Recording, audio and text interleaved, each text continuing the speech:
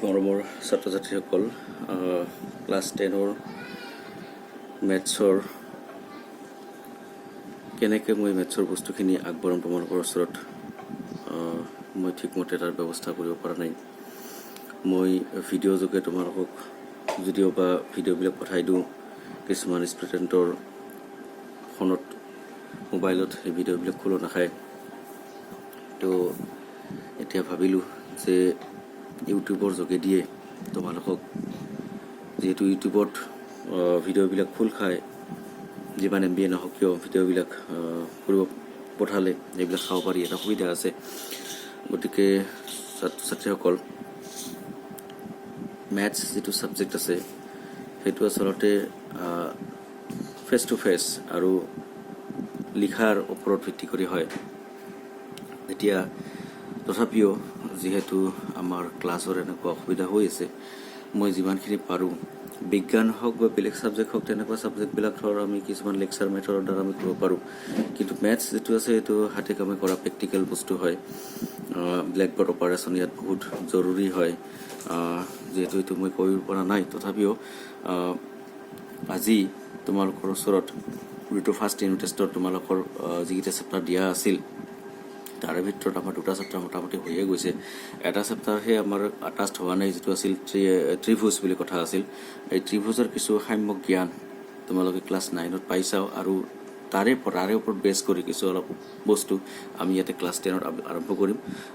আশা কৰোঁ তোমালোকে এই ভিডিঅ'বোৰ যিবিলাক কথা কৈ থকা হয় সেইবিলাক কথা তোমালোকে খুব মনোযোগেৰে শুনা। আৰু যিটো জেমেট্ৰিৰ পাৰ্ট এইটো হয়, জেমেট্ৰিৰ বস্তুটো অলপ খেলি মেলি লগাও হয়, খুব লিখিব লাগে। আৰু জেমেট্ৰিৰ প্ৰত্যেকটো বস্তু জেমেট্ৰি বুলি কওঁতে তাতে পিকচাৰো খুব জৰুৰী। পিকচাৰ নোহোৱাকৈ জেমেট্ৰি নহয়। কোনোবা ষ্টুডেণ্টেও যদি এতিয়া এইবাৰো মেট্ৰিক পৰীক্ষাত যিবিলাকে উইথাউট পিকচাৰ নোহোৱাকৈ জেমেট্ৰি কৰিছে, তেওঁলোকৰ মাৰ্ক কাট কৰা হৈছে। তাৰমানে জেমেট্ৰিটো মুখস্থ লিখা ঠিকে আছে, কিন্তু তাৰ লগত পিকচাৰটো তোমাৰ জৰুৰী, কাৰণ উইথাউট পিকচাৰ জেমেট্ৰিটোৰ লগত মিল নাখায় তাৰমানে। আৰু পিকচাৰটোৰ যিবিলাক নাম আছে সেই নামবিলাক জেমেট্ৰিৰ তোমাৰ যিবিলাক লিখা হয়, লিখাত সেই নামবিলাকৰ লগত মিল থাকিব লাগিব। এটা ষ্টুডেণ্টে জেমেট্ৰিটো তেতিয়াহে বুজি পোৱা বুলি কোৱা হয় যেতিয়া সি পিকচাৰটো আঁকিব পাৰে। তাৰপিছত এই বিশেষ সূত্ৰ ষ্টাৰ্টিংখিনি যিখিনি আমাক কুৱেশ্যনত কোৱা থাকে, সেই কুৱেশ্যনখিনি যদি সি ৰিৰাইট কৰে আৰু একবাৰ পুনৰ লিখে, তেতিয়াহ'লেহে সেই ষ্টুডেণ্টক জেমেট্ৰিৰ যিটো কৰিব দিছে সেইটো জেমেট্ৰি বুজি পোৱা বুলি কোৱা হয়। এইবিলাক ক্লাছ 10ত যিহেতু তোমালোকে অলপমান খুব ভালকৈ কৰিব লাগিব।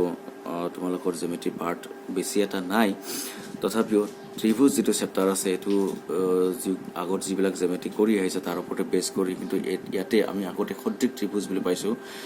ইয়াতে আমি অলপমান তাৰ ওপৰতে বেছ কৰি অলপ আগতে আমি সদৃশ নহয়, আগতে আমি সৰ্বাংগসম ত্ৰিভুজ বুলি পাইছোঁ। সৰ্বাংগসম ত্ৰিভুজৰ কথা আমি আলোচনা কৰিলোঁ ক্লাছ 9ত। সৰ্বাংগসম ত্ৰিভুজ হোৱাৰ চৰ্ত, সৰ্বাংগসম হ'ব লাগিলে ত্ৰিভুজ কোনবিলাক ত্ৰিভুজ বা কেনেকুৱা কণ্ডিশ্যনত ত্ৰিভুজবিলাক সৰ্বাংগসম হয়, এইবিলাক ইত্যাদি কথা আমাৰ আছে। আৰু তাত কিছুমান উপবাদ্যও আছিল, যিবিলাক উপবাদ্য এতিয়া আমাৰ ইয়াতে বেছ হিচাপে ইউজ হ'ব। আচলতে মেথছ ছায়েন্স এইবিলাক বস্তু পুৰণা বস্তুৰ ওপৰত বেছ কৰি হয়। পুৰণা বস্তু লাহে লাহে তোমাক শিকাই থাকিব, তাৰ ওপৰত বেছ কৰি নতুন নতুন বস্তু তোমালোকক দি থাকিব। এতিয়া ত্ৰিভুজৰ কথা বহুতখিনিয়ে তোমালোকে ক্লাছ 8ৰ পৰা 7ৰ পৰা 9লৈকে শিকি আহিছে। তাৰ ওপৰত বেছ কৰি কিছুমান তাৰ উপবাদ্য ব্যৱহাৰ কৰি এতিয়া তোমালোকক কি কৰা হ'ব, ত্ৰিভুজৰ এই নতুন যিটো অধ্যায় তোমালোকৰ আৰম্ভ হৈছে, তাত এটা বেলেগ টপিকছ, অলপ বেলেগ টপিকছ। ত্ৰিভুজ আমি জানো যদিও জানাৰ কোনো সীমা নাই, আমি সদায় নতুন নতুন বস্তু সদায় শিকি থাকিব পাৰিম। যিমান দিনলৈকে আমাৰ পঢ়া থাকিব সিমান দিনলৈকে আমি নতুন নতুন বস্তু শিকিম। কেতিয়াও আমি পুৰণি বস্তু ৰিপিট নহয়, সদায় নতুন টপিকছ এটা আমাৰ মাজত আহি যাব, আমাৰ আগত আহি যাব। তো এইটো ত্ৰিভুজৰ কথা আমি বহুত জানো, সেইখিনি জানাখিনিৰ ওপৰত বেছ কৰি এতিয়া আমি ত্ৰিভুজৰ এই নতুন অধ্যায়টো আৰম্ভ কৰিম। তোমালোকক মই ইয়াৰে ভিডিঅ'টো অলপ আগত দি আছোঁ, আৰু ইয়াৰে বেছটো সৰ্বাংগসম ত্ৰিভুজৰ পৰাই অলপমান টানিম। তোমালোকে যিমান পাৰোঁ মই সহজ ভাষাত কোৱাৰ কাৰণে চেষ্টা কৰিম, আৰু তোমালোকেও বুজাৰ কাৰণে অলপমান চেষ্টা কৰিবা। আৰু এই নলেজটো কেতিয়া আহিব, কেতিয়া বুজি পাবা, যেতিয়া তোমাৰ বেছটো ক্লিয়াৰ থাকিব। পুৰণা বস্তু টপিকছখিনিৰ ওপৰত 9ৰ বস্তুখিনি যেতিয়া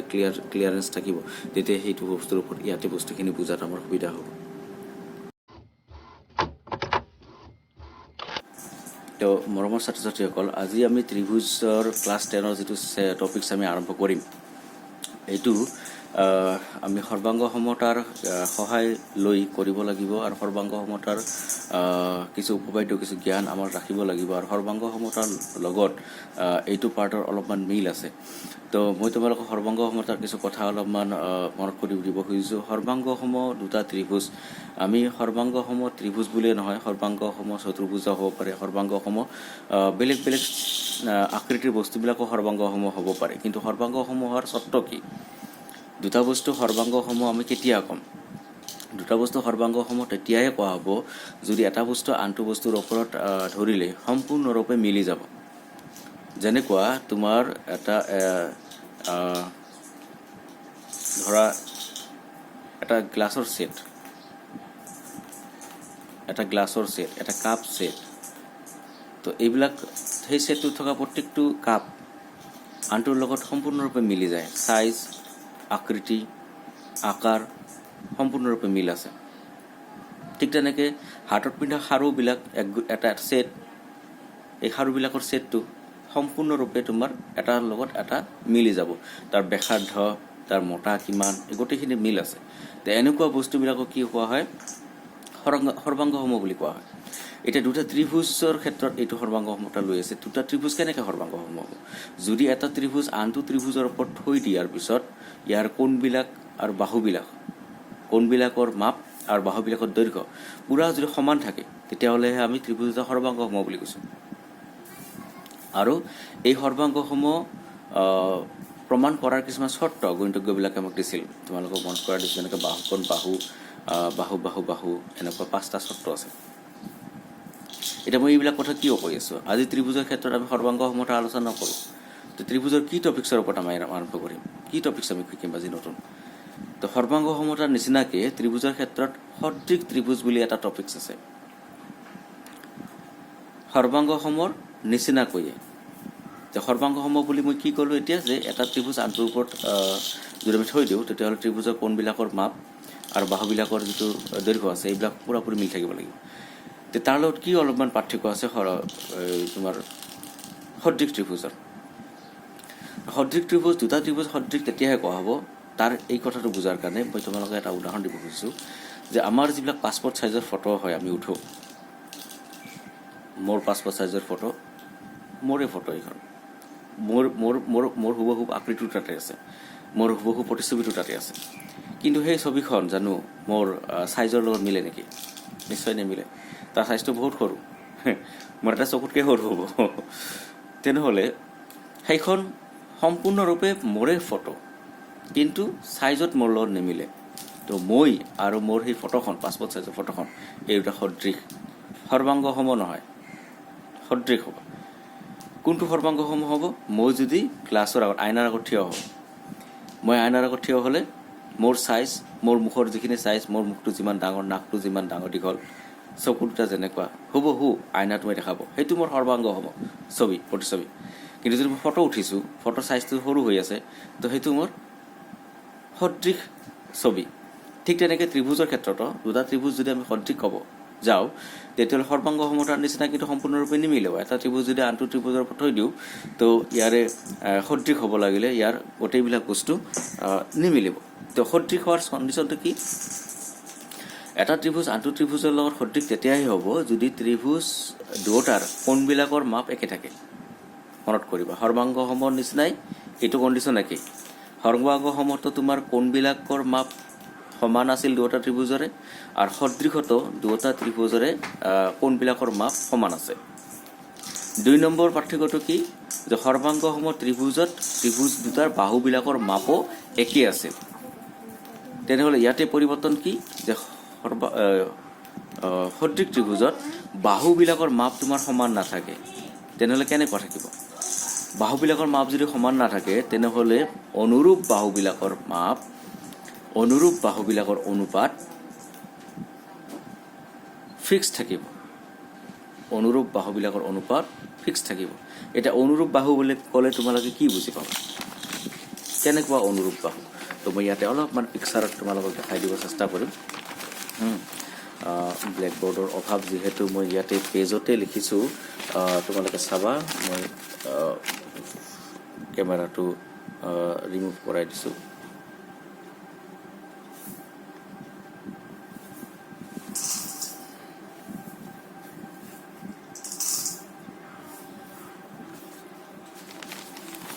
ইয়াতে চোৱা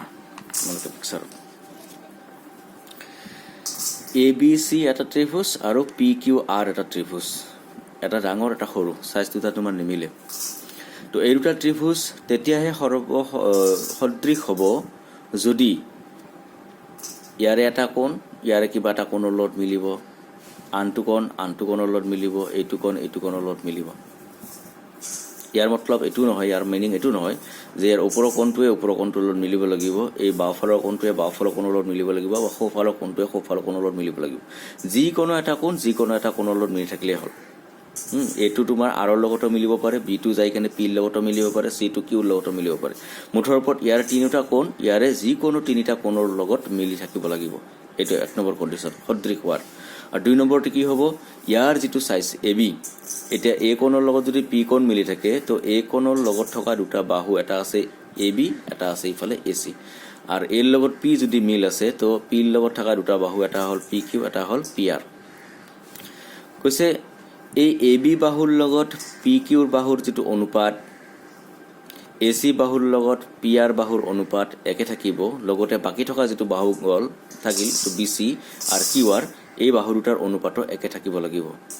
তেতিয়াহ'লেহে এই চৰ্ত সাপেক্ষে আমি সদৃশ বুলি ক'ম। এটা চৰ্ত সৰ্বাংগ সমৰ লগত সম্পূৰ্ণ একে, কোণটোক লৈ কোনো আমাৰ ঝামেলা নাই, কোণ একে হ'বই লাগিব।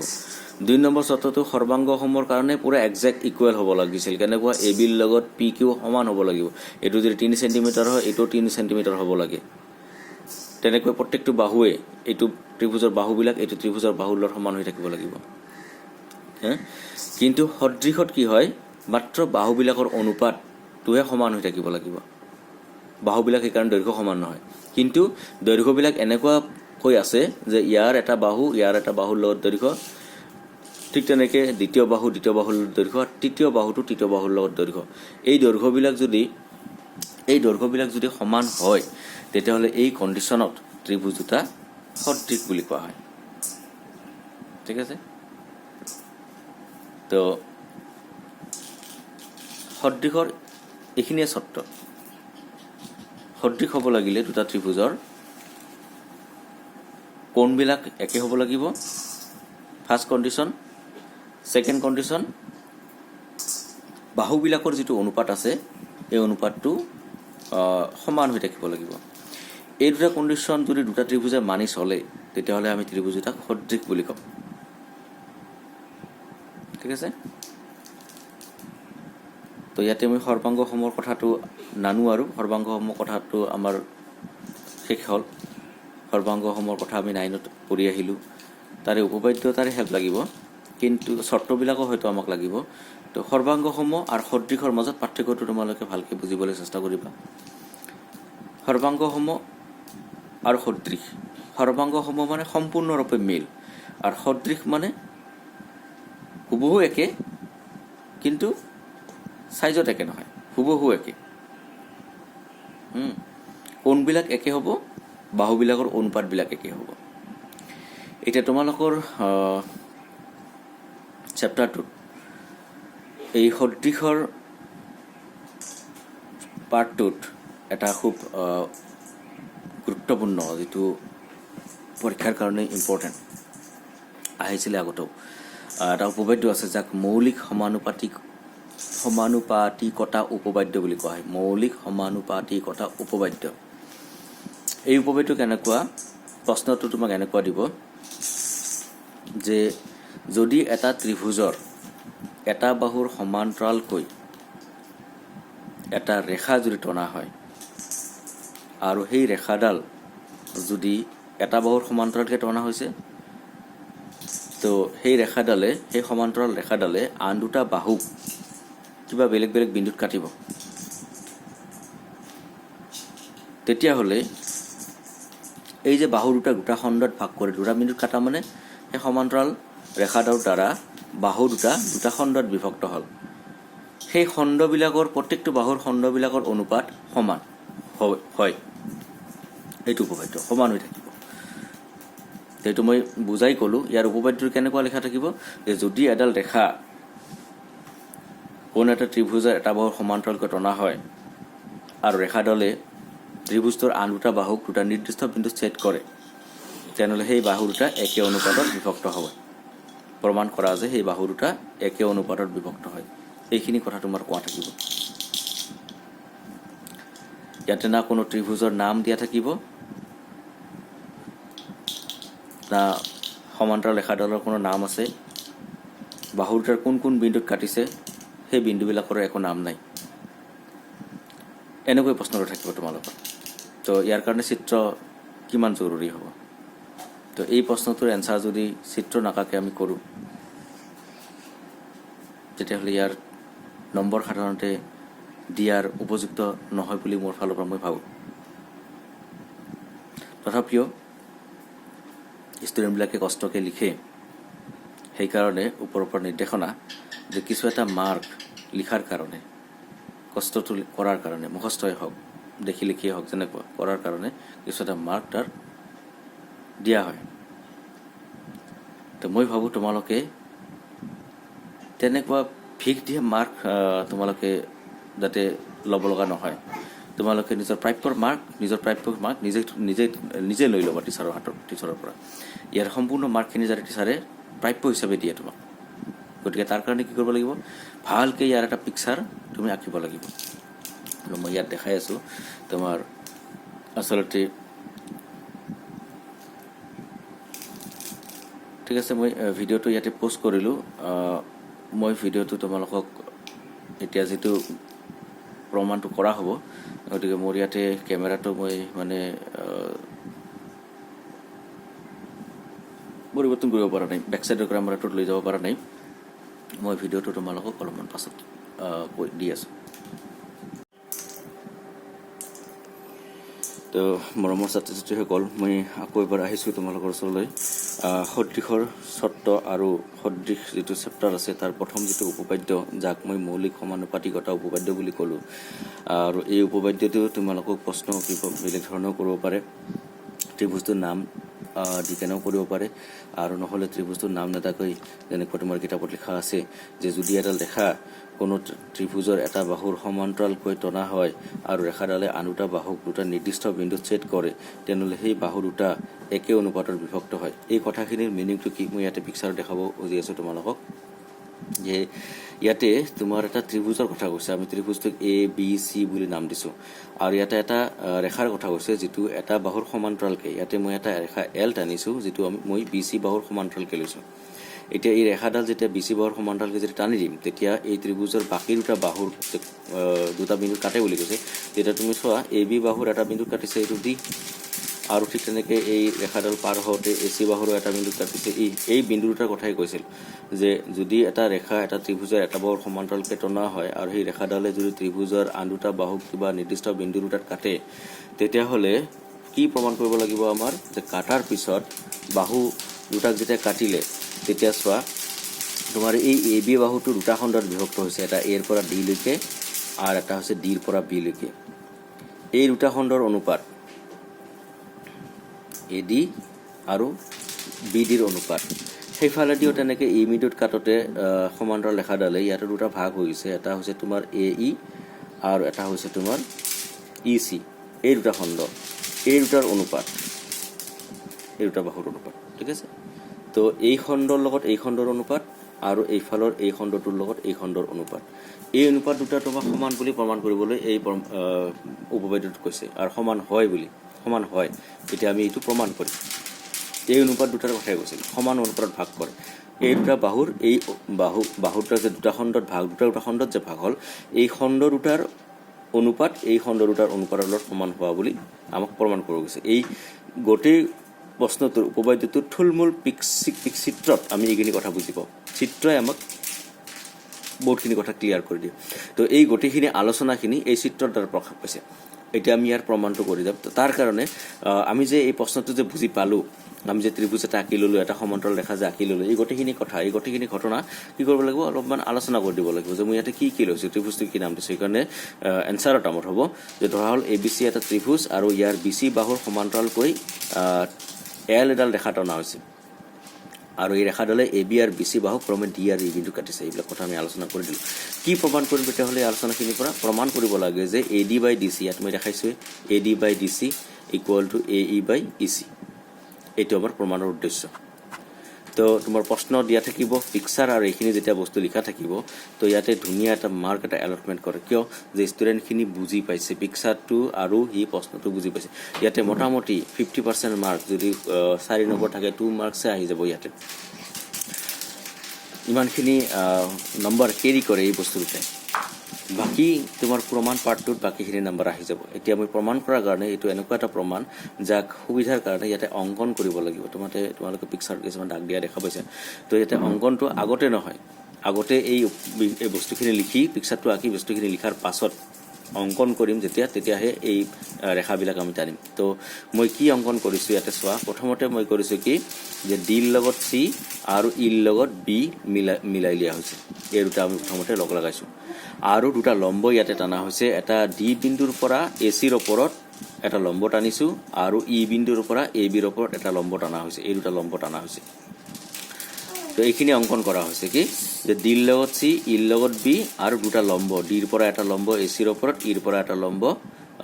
এ বিৰ ওপৰত এইখিনি মোৰ অংকনত গ'ল এইখিনি অংকন কৰিলোঁ এতিয়া এইটো যিটো প্ৰমাণ এই প্ৰমাণটো আমি ত্ৰিভুজৰ কালিৰ যিটো ফৰ্মুলা আছে তাৰ পৰা আমি প্ৰমাণ কৰিম সৰ্বাংগ সমতা ইয়াতে আমি ব্যৱহাৰ কৰিব নোৱাৰোঁ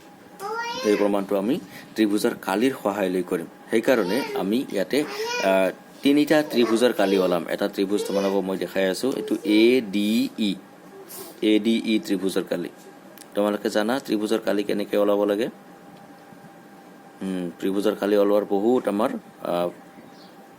সূত্ৰ আছে ফৰ্মুলা আছে যাৰ প্ৰথম ফৰ্মুলাটো হ'ল যেটা আমি প্ৰথমতে ত্ৰিভুজৰ কালি ওলাওঁতে শিকিছিলোঁ সেইটো হাফ পূৰণ ভূমি পূৰণ উন্নতি এইটো আমাৰ একদম প্ৰথম তাৰপিছত হিৰণৰ সূত্ৰ তোমালোকে ক্লাছ 9ত পাইছা এতিয়া ক্লাছ 10ত তোমালোকে আৰু এটা সূত্ৰ পাবা সেইটো স্থানাংক জ্যামিতিত আছে তো সেইটো কথা মই এতিয়া নকওঁ তো আমাৰ প্ৰথম যিটো সূত্ৰ আছিল যে হাফ পূৰণ ভূমি পূৰণ উন্নতি ইয়াৰ দ্বাৰা এই এ ডি ই ত্ৰিভুজটোৰ কালি মই ওলাব যাম প্ৰথমতে তো ইয়াতে ভূমি কোনটো ল'ম সেইটোহে ভূমি ল'ম যাৰ ওপৰত এটা লম্ব আছে তোমালোকে পিছতো চোৱা এই ত্ৰিভুজটোত তিনিটা বাহু আছে তিনিটা বাহুৱে আমাৰ ভূমি হ'ব কিন্তু সেইটো ভূমি লোৱা আমাৰ বেছি ভাল হ'ব যাৰ ওপৰত লম্ব টানা আছে এতিয়া তোমালোকে দেখা পাবা পিকচাৰত যে এটা দুটা বাহু আছে দুটা বাহুৰ ওপৰত দুটা লম্ব আছে ঠিক কথা ঠিক সেইকাৰণে আমি এই ত্ৰিভুজটোৰ দুই ধৰণে কালি ওলাম তো প্ৰথম কালিটো আমি লৈছোঁ কেনেকৈ সেই একেটা ত্ৰিভুজৰে যেতিয়া আমি এ ডিক ভূমি হিচাপে ধৰোঁ এ ডিক ভূমি ধৰিলে ইয়াৰ ওপৰত যেতিয়া লম্ব আছে এই লম্বডাল হ'ব ই এন ঠিক আছে তেতিয়াহ'লে এই ত্ৰিভুজটোৰ কালি ইকুৱেল টু কি হ'ব হাফ পূৰণ ভূমি মানে এ ডি পূৰণ উন্নতি মানে ই এন ইয়াতে লিখা আছে হাফ পূৰণ ভূমি পূৰণ উন্নতি এই ত্ৰিভুজটোৰ কালি হৈ গ'ল এতিয়া এটা ভূমি ল'লোঁ যাৰ ওপৰত এটা লম্ব আছিল এতিয়া তোমালোকে দেখা পাবা ছাৰটো আৰু এটা ভূমি আছে ইয়াতে হয় আৰু এটা ভূমি আছে তুমি সেইটো ভূমি এ ই ল'ব পাৰা তো এই ভূমিটো যেতিয়া ল'বা এ ই ইয়াৰ ওপৰত লম্বডাল আছে তোমাৰ ডি এম এইটো লম্ব তো এই একেটা ত্ৰিভুজৰে কালি আমি আৰু এক ধৰণে প্ৰকাশ কৰিব পাৰোঁ half into a E into D M এই দুটা এটা ত্ৰিভুজৰে দুটা কালি ওলোৱা ফৰ্মুলা দুই ধৰণে প্ৰকাশ কৰিব পাৰোঁ ঠিক তেনেকৈ যদি আমাৰ ইয়াৰ ওপৰত লম্ব নাথাকিলে হয় তেতিয়াহ'লে ইয়াৰ আৰু এটা আমি কালি ওলাই দিব পাৰিলোঁ হয় গতিকে ত্ৰিভুজ এটাৰ কালি আমি তাৰ ভূমি আৰু লম্বৰ লগত জড়িত লম্ব যদি ভূমিটোৰ যিটো ভূমি আমি লৈছোঁ তাৰ লগত যদি লম্ব আছে তেতিয়াহ'লে আমি ত্ৰিভুজটোৰ কালি নিৰ্ণয় কৰিব পাৰিম এটা ত্ৰিভুজৰ কালি আমি দুটা বেলেগ বেলেগ ধৰণে প্ৰকাশ কৰিছোঁ যদিও ইয়াৰ যিটো হিচাপ পত্ৰ কৰা হৈছে যে মান আহিব একে মানেই আহিব প্ৰকাশ ৰাশিটোহে বেলেগ বেলেগ কিন্তু ত্ৰিভুজৰ কালি যিহেতু এটাই ত্ৰিভুজ গতিকে সিহঁতৰ কালি কিন্তু মান সমান আহিব কেৱল প্ৰকাশ ৰাশিটোৱে বেলেগ বেলেগ তো ইয়াৰ পাছত মই এইটো গ'ল প্ৰথম ত্ৰিভুজটোৰ কালি এতিয়া আমি আৰু এটা ত্ৰিভুজ ল'ম যাৰ কালি আমি নিৰ্ণয় কৰিম এতিয়া তোমালোকে চাবা ইয়াতে ভূমি কোনটো হ'ব ইয়াৰ উন্নতি কোনটো হ'ব ইয়াতে আমি ত্ৰিভুজটো লৈছোঁ এইটো এতিয়া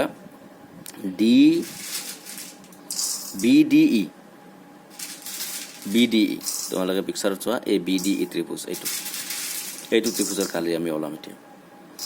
তো এই ত্ৰিভুজৰ ক্ষেত্ৰত তোমালোকক যদি আমি কওঁ সেই একেটা ফৰ্মুলা হাফ পূৰণ ভূমি পূৰণ উন্নতিৰ দ্বাৰা কৰিম তেতিয়াহ'লে তোমালোকে এতিয়া বিচাৰি থাকিবা যে ইয়াতে লম্ব কোনটো আছে ঠিক আছে ইয়াতে লম্ব কোনটো আছে তো ইয়াতে তিনিটা বাহু আছে এইটো এটা কোনো এটা বাহুৰ ওপৰত আমি স্পষ্টকৈ লম্ব দেখা পোৱা নাই কিন্তু এই বাহুডালক যদি আগবাঢ়াই দিয়া যায় তেতিয়াহ'লে ইয়াতে এটা লম্ব হৈ আছে এইটো ঠিক আছে তো ত্ৰিভুজৰ কালি ওলাওঁতে এইবিলাক বস্তু হয়তো তোমালোকৰ জানাও আছে জানা নাথাকিব পাৰে তো মই সেইকাৰণে কৈছোঁ ইয়াতে মই অলপমান দেখাই দিব খুজিছোঁ যে এটা ত্ৰিভুজ এনেকুৱাকৈ আছে এইটো তো ইয়াৰ কালি ওলাব লাগে তেতিয়াহ'লে আমি কি কৰিম ইয়াৰ শীৰ্ষবিন্দুৰ পৰা এই বাহুটোক আমি আগবঢ়াই দিব লাগিব সমানে আৰু শীৰ্ষবিন্দুৰ পৰা আমি লম্ব টানিব লাগিব এইটোৱে হ'ল ত্ৰিভুজটোৰ লম্ব আৰু ভূমিটো এইখিনিৰ পৰা এইখিনিলৈকে হ'ব ভূমি আগবাঢ়ি নাযায় ভূমিটো ত্ৰিভুজৰ লগতে থাকিব আৰু লম্বডালৰ দৈৰ্ঘ্য হয় এইটো হ'ব এতিয়া এই দুটাৰ দ্বাৰা আমি ত্ৰিভুজটোৰ কালি নিৰ্ণয় কৰিব পাৰিম হাফ পূৰণ এই ভূমিৰ মাপটো পূৰণ এই লম্বৰ মাপটো তো যেটো কনসেপ্ট আমাৰ আগৰে আছে যে ত্ৰিভুজটো এনেকা থাকিলেই ত্ৰিভুজৰ পৰা সদায় এনেকুৱা এটা লম্ব হ'ব লাগিব তেতিয়াহ'লে আমি এইটো ভূমি হিচাপে ল'ম এইটো লম্ব হিচাপে ল'ম তেতিয়াহ'লে ত্ৰিভুজৰ কালিটো ওলাব পাৰিম সেইটো সদায় এনেকুৱা নহয় ত্ৰিভুজটোৰ ওপৰত লম্বডাল ডাইৰেক্ট এনেকৈ নাথাকিব পাৰে এইটো নিচিনা হ'ব পাৰে বাহিৰ ফালে টানা যদি আমাৰ ব্যৱস্থা আছে আমি বাহিৰ ফালে টানি ল'ব লাগিব তো সেই কথাটোৱে আমাৰ ইয়াতে আহিছে তো এইটো যিটো ত্ৰিভুজ বি ডি ই যিটো ত্ৰিভুজৰ কথা কৈছোঁ এই ত্ৰিভুজৰ কাৰণে আমি তিনিটা বাহুৰ ভিতৰত আমাৰ ভূমি এইটো ফিক্স হৈ গ'ল এইটোকে ল'ব লাগিব কাৰণ ইয়াৰ ওপৰতে আমাৰ লম্ব টানাৰ এটা কি সুবিধা আছে এই লম্বটো আমি ইয়াৰ ওপৰতে টানিব পাৰিছোঁ গতিকে এই ত্ৰিভুজটো কালি ওলাওঁতে ভূমি আমাৰ কি লাগিব বি ডি আৰু লম্ব আমাৰ ই এন হ'ব গতিকে বি ডি ই ত্ৰিভুজৰ কালি হাফ পূৰণ ভূমি বি ডি বা ডি বি আৰু লগতে তাৰ উন্নতি বা লম্ব যিটো আছে এইটো ই এন গ'ল 3 নম্বৰ ত্ৰিভুজটো গ'ল এতিয়া আমি আৰু এটা ত্ৰিভুজৰ কালি ওলাম ইয়াতে মই ত্ৰিভুজটোৰ নাম কৈ দিছোঁ সেইটো হ'ল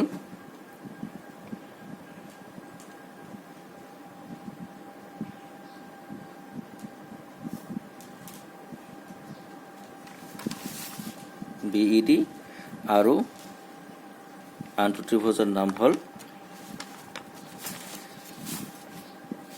CED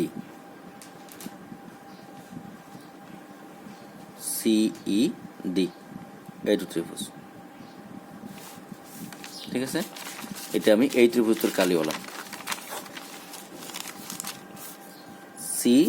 চিৰ পৰা ই হৈ ডি হৈ এইটো ত্ৰিভুজ তো এইটো ত্ৰিভুজৰ তুমি সেই একে ফৰ্মুলাটাৰ কালি ওলাব খোজা তো এইটো ত্ৰিভুজৰ তোমাৰ লম্ব দেখা পাইছা এইবাৰ সেইটো ত্ৰিভুজৰ নিচিনা কৰি আইডিয়া কৰা যদি তো ইয়াতে লম্ব আমি দেখা পাম সেই লম্বটো ক'ত আছে জানা না এইটো লম্ব আছে কাৰ ওপৰত এই EC ৰেখাডালক যদি আমি আগবঢ়াই দিওঁ তেতিয়া তাতে এটা লম্ব আমি পাই আছোঁ গতিকে এই ত্ৰিভুজটোৰ কালি নিৰ্ণয় কৰোঁতে আমাক এইডালকে ভূমি হিচাপে ল'ব লাগিব EC আৰু লম্ব আমি ল'ম কি DM গতিকে এই ত্ৰিভুজটোৰ কালি আমি কেনেকৈ ওলাম ত্ৰিভুজটোৰ নাম কি দিছিলোঁ EDC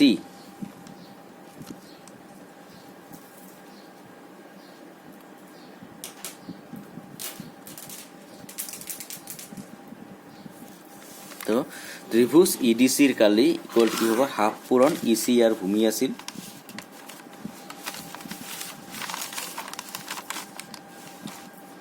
ঠিক আছে তো EC ইয়াৰ ভূমি আছিল ইৰ পৰা C লৈকে ইয়াৰ ভূমি আৰু লম্বটো ক'লৈকে হ'ব ডিৰ পৰা M লৈকে গতিকে DM ভূমি আৰু লম্ব হ'ল এতিয়া আমি কেইটামান অনুপাত ল'ম এই ত্ৰিভুজৰ কালিকেইটাৰ পৰা তো আমি প্ৰথমতে অনুপাতকেইটা লিখিলাম তাৰপিছত আমি সোঁফালৰ বস্তুবিলাক ফিল আপ কৰিম প্ৰথম অনুপাতটো হ'ব ত্ৰিভুজ ADEৰ কালি আৰু তল থাকিব ত্ৰিভুজ BDEৰ কালি তাত মই এটা নাম কৰি দিছোঁ নাম্বাৰ হিচাপে দিলে তোমালোকৰ সুবিধা হ'ব এইটো দিছোঁ মই 1 নম্বৰ এইটোক দিলোঁ মই 2 নম্বৰ আৰু ঠিক তেনেকৈ ইয়াত যি দুটা প্ৰকাশ ৰাখি পাইছোঁ এইটো 3 নম্বৰ আৰু এইটো দিলোঁ মই 4 নম্বৰ অৰ্থাৎ ইয়াতে মই কি কৰিম এতিয়া 1 নং হৰণ 3 নং 1 আৰু 3 লগত আমি অনুপাতটো ওলাইছোঁ 1 নম্বৰত থকা ত্ৰিভুজৰ কালি আৰু 3 নম্বৰত থকা ত্ৰিভুজৰ কালি অনুপাতটো ওলাই কিনে সিহঁতৰ মানকেইটা বহাই দিয়া আছে 1 নম্বৰ ত্ৰিভুজৰ এই কালিটোৰ সমানে সমান তাৰ মানখিনি বহাই দিয়া আছে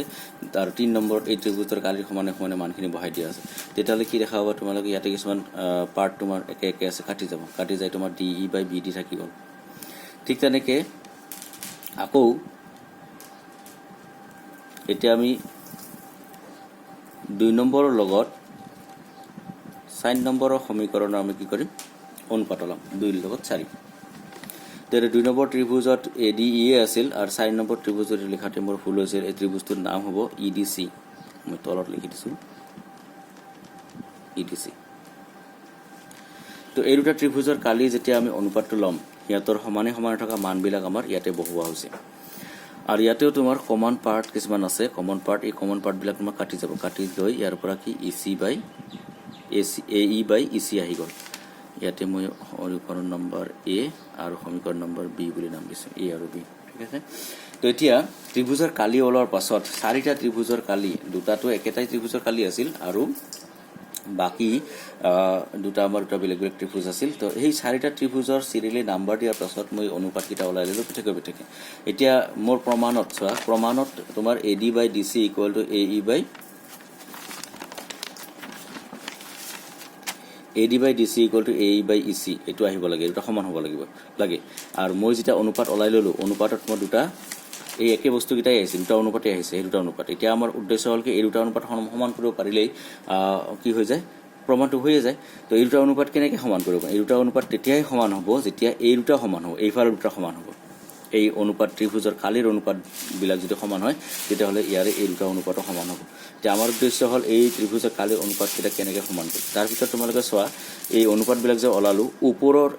প্ৰথম যিটো অনুপাত ওলোৱা হৈছিল তাত ত্ৰিভুজটোৰ নাম ADE, আৰু দ্বিতীয়তে অনুপাত যিটো ওলাইছে তাতো ত্ৰিভুজটোৰ নাম ADE আছে। অৰ্থাৎ এই দুটা অনুপাতৰ লগত থকা কালিখিনি একে আছে, এটাই ত্ৰিভুজৰে কালি, কেৱল হৰত আমাৰ দুটা বেলেগ বেলেগ ত্ৰিভুজ আছে। এতিয়া এই ত্ৰিভুজ দুটা কালি যদি কিবাকে সমান হৈ যায় তেতিয়াহ'লে আমাৰ এই অনুপাতবিলাক সমান হৈ যাব, এইখিনি ইফালে সমান হ'লে সিফালে সমান হৈ যাব। তেতিয়া আমাৰ কাম হ'ল কি, এই তলৰ ফালে থকা এই হৰত দুটা থকা এইটো ত্ৰিভুজ আৰু এইটো ত্ৰিভুজ যদি আমি কালি সমান কৰিব পাৰোঁ। তো ইয়াৰ কাৰণে আমাৰ ক্লাছ 9ত যিটো আমি কৰি আহিলোঁ ত্ৰিভুজৰ চেপ্টাৰ, তাৰে আমি সহায় এইটো ল'ব লাগিব। তো তোমালোকে পিকচাৰটোত আকৌ ঘূৰি যোৱা, এই ইয়াতে যি দুটা ত্ৰিভুজ লোৱা হৈছিল তলত থকা হৰত থকা ত্ৰিভুজ, তাৰ এটাৰ নাম ক'লোঁ মই BDE, আনটোৰ নাম কৈছোঁ CED বুলি ক'লোঁ, এই দুটা ত্ৰিভুজ। এতিয়া এই দুটা ত্ৰিভুজৰ যদি কালি সমান হৈ যায় তেনেহ'লেতো আমাৰ প্ৰমাণটো হৈয়ে গ'ল। তো এই ত্ৰিভুজ দুটাৰ কালি কেনেকৈ সমান ক'ম? তো তাৰ কাৰণে ক্লাছ 9ৰ যিটো উপপাদ্যৰ কথা কৈছোঁ মই তোমালোকক আকৌ ৰিমাইণ্ড কৰি দিছোঁ, মনত কৰাই দিছোঁ যে এই যি দুটা ত্ৰিভুজ আছে এই ত্ৰিভুজ দুটাৰ সাধাৰণ ভূমি DE আছে, দুটা ত্ৰিভুজৰে এটা বাহু কমন, এইটো সাধাৰণ ভূমি। আৰু মন কৰা এই দুটা ত্ৰিভুজ দুটা সমান্তৰাল ৰেখা, এটা হ'ল L, এটা হ'ল BC, এই সমান্তৰাল ৰেখা দুটাৰ মাজতে আছে। তো একেই ভূমি আৰু একেই দুডাল সমান্তৰাল ৰেখাৰ মাজত থকা ত্ৰিভুজৰ কালি সমান, এইটো আমি এটা উপপাদ্য ক্লাছ 9ত প্ৰমাণ কৰিছোঁ, পাইছোঁ, বহুত ইউজো কৰিছোঁ। তো এতিয়া এই দুটা ত্ৰিভুজৰ আমাৰ কি হৈছে, একে ভূমি একে দুটা সমান্তৰাল সৰলৰেখাৰ মাজত আছে, গতিকে ইহঁতৰ কালি কি হ'ব, সমান হ'ব লাগিব, সেইটো উপপাদ্যৰ সহায় লৈ। সেইকাৰণে মই ইয়াতে উপপাদ্যটো তোমালোকক উল্লেখ কৰি দিছোঁ, কিন্তু পৰীক্ষাত তোমালোকে উপপাদ্যটো লিখিব নালাগে, তোমালোকে জাষ্ট খালি উপপাদ্য বুলি লিখিলেই হ'ল। তো সেইটো চৰ্ত সাপেক্ষে মোৰ ত্ৰিভুজ দুটা কালি কি হ'ল, সমান হ'ল। এতিয়া চোৱা, এই অনুপাত দুটাত ওপৰৰ ত্ৰিভুজ দুটাৰ কালি সমান, তলৰ ত্ৰিভুজ দুটাৰ কালিও সমান, গতিকে এইটো অনুপাত আৰু এইটো অনুপাত সম্পূৰ্ণৰূপে সমান হৈ যাব। আৰু যেতিয়া এই দুটা অনুপাত সমান হ'ল, এইটো অনুপাতৰ সমানে সমানে AD বাই BE আৰু এইটো অনুপাতৰ সমানে সমানে AE বাই CE আছে, গতিকে এই অনুপাত দুটা আমাৰ সমান কৰাৰ উদ্দেশ্য আছিল, এই অনুপাত দুটা আমাৰ সমান হৈ গ'ল। গতিকে এতিয়াৰ পৰা আমি এই উপপাদ্যটো প্ৰমাণটো কৰিলোঁ, আৰু এই উপপাদ্যটো আমি কিছুমান গণিত কৰোঁতে সমাধান কৰোঁতে আমাৰ ব্যৱহাৰ কৰিব লাগিব। তো উপপাদ্যটো ভালকৈ মনত ৰাখিবা, সহজ ভাষাত কেনেকৈ বুজি ল'বা যে এটা বাহুৰ সমান্তৰালকৈ যদি এডাল ৰেখা আমি আঁকো আৰু সেই ৰেখাডালে যদি ত্ৰিভুজটোৰ বাকী দুটা বাহুৰ কিবা কিবি বিন্দুত কাটে, তেতিয়াহ'লে সেই কাটা বিন্দুবিলাকত বাহু দুটা অংশত ভাগ হৈ যাব। এইটো বাহুৰ দুটা অংশ, এইটো বাহুৰ দুটা অংশ, এই দুটা অংশৰ অনুপাত আৰু এই দুটা বাহুৰ অনুপাত সদায় সমান হ'ব। চৰ্ত কি যে এই ৰেখাডাল যে টানা হৈছে, এই ৰেখাডাল BC তোমাৰ এটা ত্ৰিভুজ এটাৰ বাহুটোৰ লগত এটা বাহুৰ লগত সমান্তৰাল হৈ থাকিব লাগিব। সমান্তৰাল নহ'লে কিন্তু এই ঘটনাটো নহয়। মই তোমালোকক ইয়াতে এটা পিকচাৰ দেখাই আছোঁ, তোমালোকে অলপ মন কৰিবা যে একেখিনি বস্তুৱে ABC এটা ত্ৰিভুজ আৰু ইয়াতে মই এটা ৰেখা লৈছোঁ, এইটো ঠিক আছে, এনেকৈ গ'ল। তো ইয়াতে এই L ৰেখাডাল BCৰ লগত সমান্তৰালকৈ মই লোৱা নাই। যদি সমান্তৰালকৈ লোৱা নাই তেতিয়াহ'লে এই বাহুটোৰ অনুপাত ইয়াৰ লগত, এই বাহুটোৰ খণ্ডটোৰ অনুপাত ইয়াৰ লগত এইটো সমান নহয়, কিন্তু সেইটো আমাৰ উপপাদ্যটোৱে কোৱা নাই। উপপাদ্যটোৱে কি কৈছে, এইটো সমান্তৰাল হ'ব লাগিব, এনেকুৱা যিটি ৰেখা নহয়, সমান্তৰাল হ'ব লাগিব। সমান্তৰাল হ'লেহে এই অংশবিলাক কি হ'ব, অনুপাত সমান হ'ব। এই কথাটো তোমালোকে স্পষ্টকৈ ভালকৈ মনত কৰিবা। চৰ্ত এইটোৱে যে L ৰেখাডাল BC তোমাৰ ত্ৰিভুজৰ যিকোনো এটা বাহু লওঁ BC লৈছোঁ BC নহয় বেলেগ ABৰ লগতো সমান্তৰাল হ'ব পাৰে এইফালেদি যাব পাৰে এনেকৈ যাব পাৰে তো সেইটো কথা মই কোৱা নাই যিকোনো এটা বাহুৰ লগতে তোমাৰ সমান্তৰাল হৈ যাব পাৰে ৰেখাডাল তেতিয়াহ'লে আন দুটা বাহুক নিশ্চয় কিবা কিবি বিন্দুত কাটিব আৰু এনেকুৱা অৱস্থাত সেই কাটা বিন্দুবিলাকৰ যি খণ্ড হ'ব এই খণ্ডবিলাকৰ অনুপাত তোমাৰ সমান হৈ থাকিব লাগিব এইটোৱে হ'ল এই ত্ৰিভুজটোৰ উদ্দেশ্য আৰু এইটোৱে আমি পিছলৈ সমাধানবিলাক কৰোঁতে আমি মনত ৰাখিব লাগিব